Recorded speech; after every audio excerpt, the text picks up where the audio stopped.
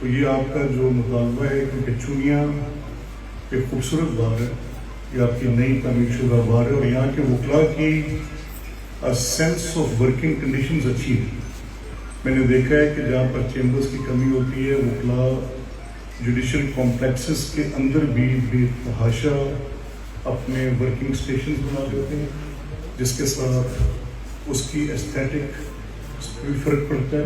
Undoubtedly میں خود وکیل ہوں تو اس لیے میں کھل کے کہہ سکتا ہوں، کوئی اور کہہ تو شاید نہ کہہ سکے۔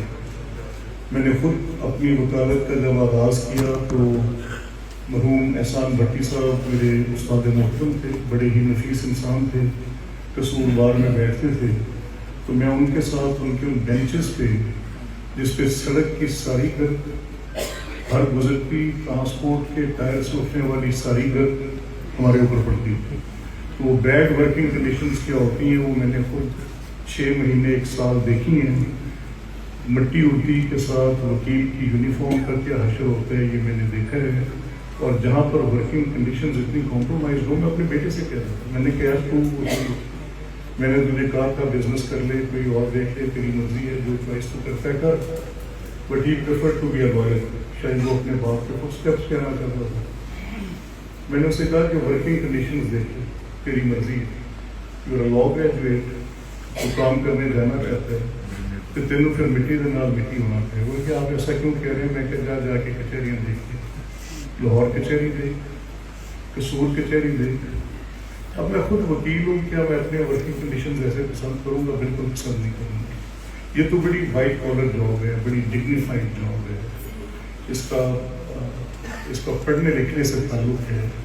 یہاں پر انوائرمنٹ سرین بھی ہونی چاہیے، کنڈیوسو بھی ہونی چاہیے، ایسا ماحول مہیا ہونا چاہیے جہاں پر لگے۔ لیکن بدقسمتی سے صرف پاکستان نہیں، برے صغیر ہند و پاک میں اس کو برہمن اور شودر کا درجہ دیا۔ آپ ہندوستان کی عدالتیں دیکھ لیں، بنگلہ دیش کی دیکھ لیں، پاکستان کی دیکھ لیں، آپ کو ایک ہی جیسی لگے گی، اور یہ سوچ سمجھ کے کی ہے۔ یہ ایسے نہیں ہوا کہ ہم نے جان کے کیا۔ جو کرسی پہ بیٹھ گئے وہ برہمن بن گئے، اور جن کو انہوں نے سامنے کھڑے کر دیا ان کو شودر بنا دیا۔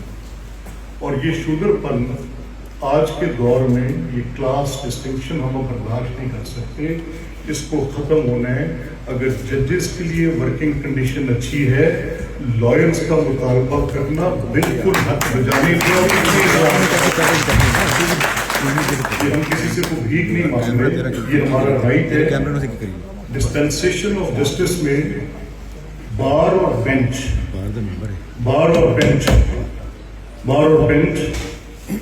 دو حصے، نہ بینچ کے بغیر ڈسپینسیشن آف جسٹس ہو سکتی اور بار کے بغیر تو تصور بھی نہیں ہو سکتا۔ سو اب یہ وقت ہے ریئلائز کرنے کا، اس کی ریئلائزیشن ہر سطح پہ۔ ہم کسی سے کوئی مدد نہیں مانگ رہے، ہم کسی سے کوئی بھیک نہیں مانگ رہے، ہم کسی سے کچھ مانگ نہیں رہے، ہم اپنا جائز، ہمارا جو ڈیو ہے ہم وہ چاہتے ہیں کہ اس کو اب رائٹ پروپورشن میں ڈسٹریبیوٹ ہونا چاہیے۔ This is distribution which was accumulated in few hands and hands of those who are sitting on chairs۔